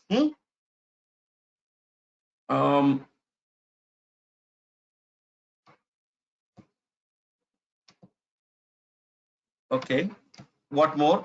I'll just take questions, my friends. Shouldn't we try to reduce fiscal deficit? Yes, that's what we have been saying, na, Janvi?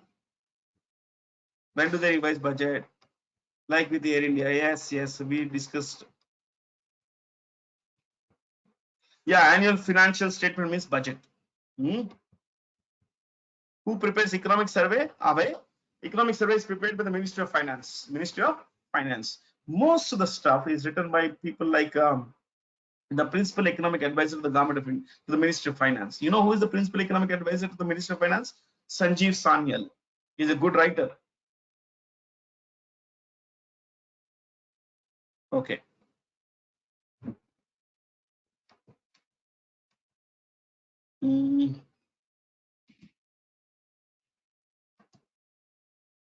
Okay. What more?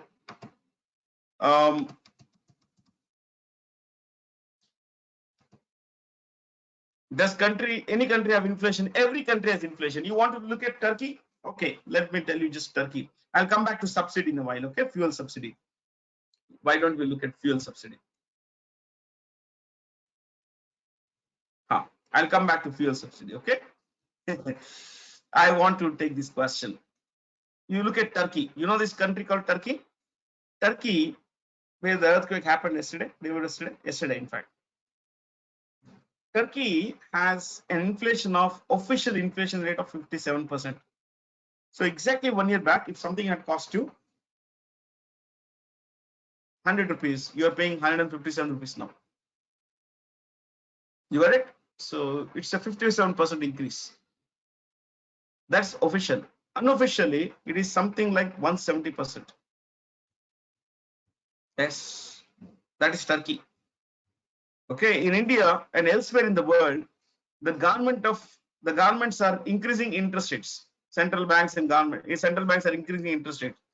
The president of Turkey, who's an Islamist, says that no, central bank cannot raise interest rates. They should reduce interest rates. Why? Because that's the Islamic way of looking at it. Islam says, I am not bringing in religion for the sake of religion. I'm talking of how economics works. Islam forbids interest. Okay, so this is something called Islamic way of Islamic banking also. So he says, because our religion forbids interest, we should not charge interest. He has been reducing interest. So when you reduce interest, what happens? Money supply goes up, inflation, when money supply goes up, inflation increases because people have more money. But when people have more money, the value of their money decreases because of inflation. That's what is happening in Turkey. But the guy didn't change. He had changed 4 central bankers. The heads of the four heads of Central Bank of Turkey have been changed because he says no, you cannot raise interest rates. I follow Turkey on a daily basis. Okay. Now, how does fuel subsidy come? Fuel subsidy comes like this.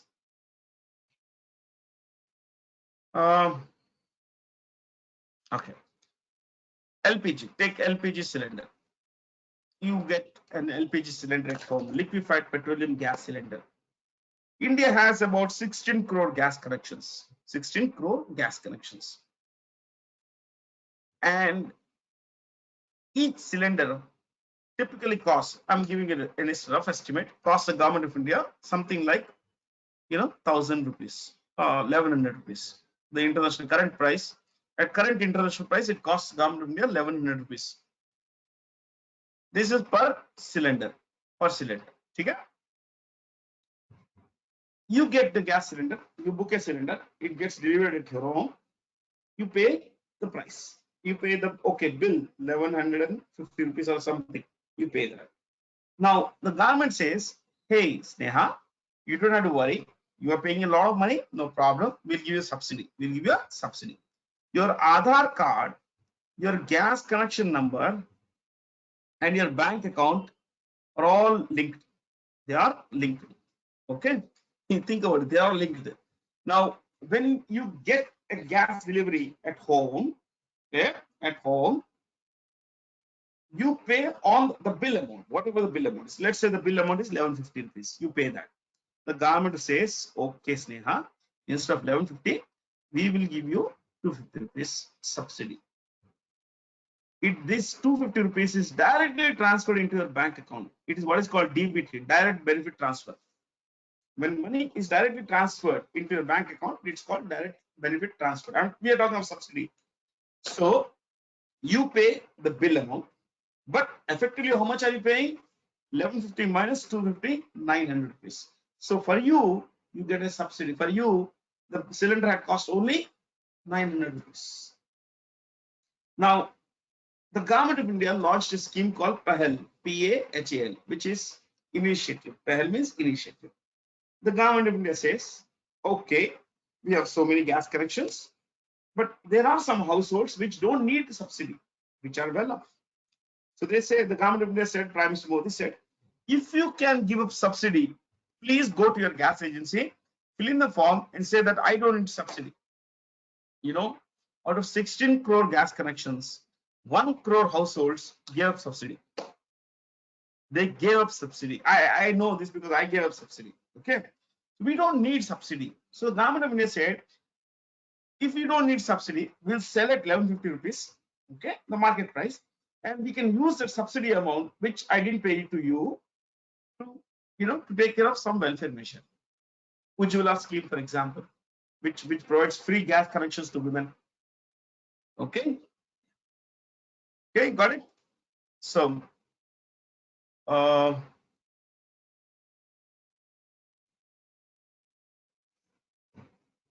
what more? I don't see. welfare, budget, federal, go to independent, who prepares economic survey, deposits of people.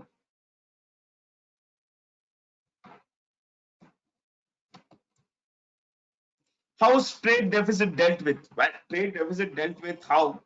One, you could reduce imports by putting import quota restrictions. Quota restrictions, how much you can import. Two, what you can import. Okay, so you can put barriers like this. Two, you can ask people to go for import substitution. That is, instead of importing, you can actually use, it's the raw material substitute in India. So instead of importing, let's say you're importing X commodity from China. Instead of importing from China, why don't you buy the same stuff from an Indian? So import substitution. This could be another commodity from India itself. The idea is you discourage imports. Encouraging exports is on another way, but exports won't rise immediately. Okay, whereas imports could be controlled, and that is one way of controlling trade deficit. What more? How can I ask questions? Priyanshi, you can just type the question.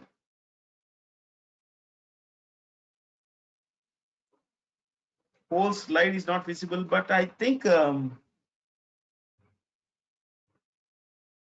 estimated growth for 2023 is about 6.8%. Nikhil, 6.8%. Estimates vary.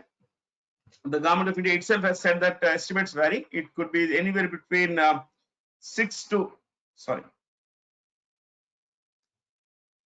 it could be anywhere between 6 to 6.8%. That is what the FM had said in the budget. So growth could be between 6 and 6.8%, which means we are going to add, let's take 6%. We're going to add 6% of total GDP last year as additional output this year. So by the end of this year, last year GDP plus 6% of last year GDP, previous year GDP, equals this year GDP, this year's GDP.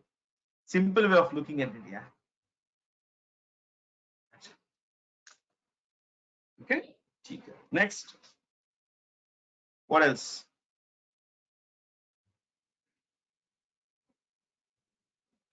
Is external debt a cause for worry? Saurabh, I'll tell you what is external debt. Most people have this problem. Most people have this problem of, just a second.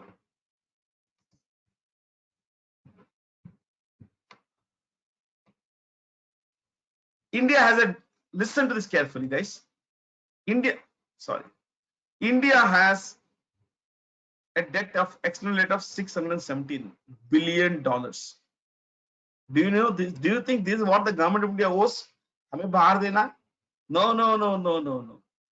This includes ECB. The biggest chunk is ECB. What is ECB? External commercial borrowings. External commercial borrowings is a borrowing made by an Indian company abroad. So let us say Adani Enterprises had borrowed $2 billion from a Japanese company. So that is external commercial borrowing.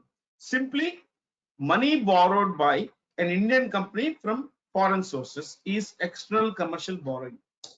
Okay, that is $234 billion. This includes this much. So nearly 35% of India's external debt is that money. It is not government of India paisa. We don't owe it. Government of India does not owe it. Second is NRI deposits. NRI deposits come to, I think, $150 billion, $152 billion something. Okay, take a round figure, 150. Your cousin in America, he puts money in a bank account in India. That bank account is owned by him. He owns that money. The bank has to return that money. You got it? So for the bank, it's a liability. So this money has to be counted as a liability, debt. So you see this $334 84 out of 614 come from two sources. It is not Government of India. Government of India का कितना होता है? The Government of India owes about 20%. To be precise, 19.8%. Make it 20%. This money, of this money, only 20% is owed by the Government of India. That's it. The rest is all other paisa. Okay. Many people don't know this. So that's why I shared this with you. Okay, Saurabh, I'm sure you would have, now you understand this. So, external commercial borrowings, money borrowed by Indian companies abroad, NRI deposits, money deposited by NRIs in Indian bank accounts, both of which are treated as loans. They have to be repaid. That is why, this is a part of the external debt of India. Got it? So, should we be worried? Not really. No, we don't have to be worried. Anything else?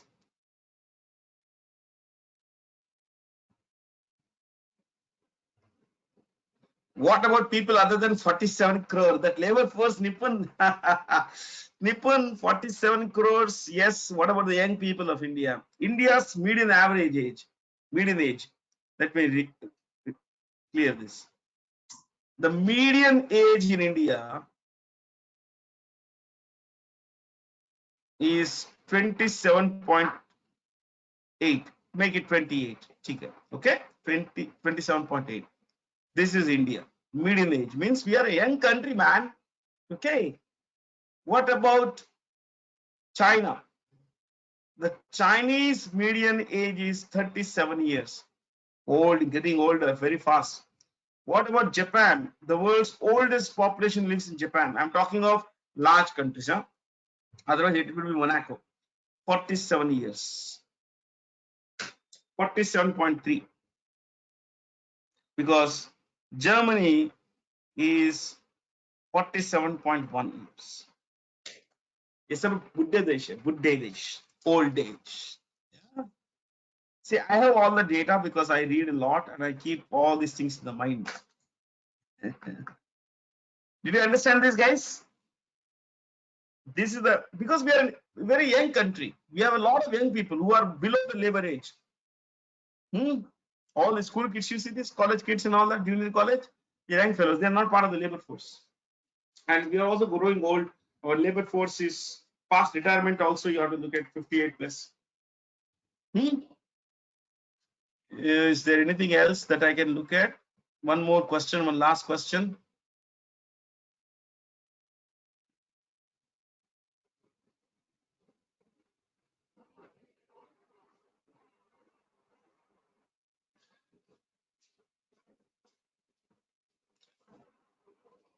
Can you please explain how to read and evaluate what value is good and bad? Bhumika, how do we know something is good or bad? Only when we know something comparative. See, I told you this now. Nipur asked one question. I gave you the data. This is how you look at this. If I say India is a young country, I need to have the numbers to tell you. 28, take 28 years. We are a young country. Compared with what? Look at this country's major powers. Yeah. China, 37. I mean, that's a country that's growing old. It means that more people are growing older than the number of people who are joining the labor force. So that's how it is. Yeah. So wages in China are also rising. So you need comparative numbers. Without comparative numbers, how will you know? See, you could be younger than me. You must be. You are younger than me. Okay. How do we know? If I say I'm younger to whom? Someone who's 65 years. Got it? We need comparatives. So we always need a comparative. Okay. We need some values here and there. Otherwise, this don't make sense. One more question.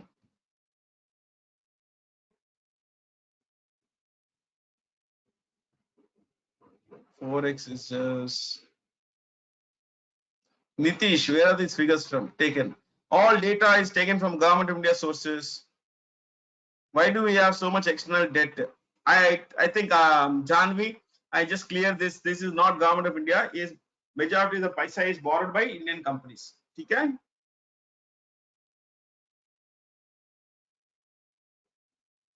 PPP, to repeat, it's simply the conversion of a foreign currency into the purchasing power of the local currency. That's it. The conversion of foreign currency into the purchasing power of the local currency. Okay.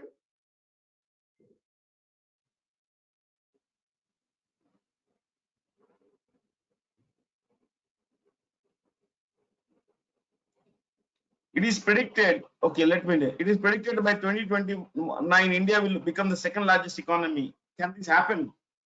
Yes, Priyanshi, if you work hard, it can happen. Please work hard. People like you need to work harder. We produce more output. We definitely can overtake a lot of other countries. See, today we are at, we are in the 5th place. Who's ahead of us? Germany. Germany is a country that's going bad, very, very bad. We saw the median age also. See, median age is 47.3, sorry, 47.1 in Germany, means 47. The problem with Germany is there is a TFR of only 0.8%, which means, see, these are things that the budget should look at in foreign countries. What is TFR? Total fertility rate, which means the number of children born to a woman over her in her reproductive years. Number of children born to a woman during her reproductive years, or some people call it during her lifetime, not exactly lifetime, reproductive years.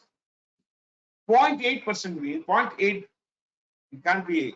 It's an average. There can't be 0.8 baby, no, isn't it?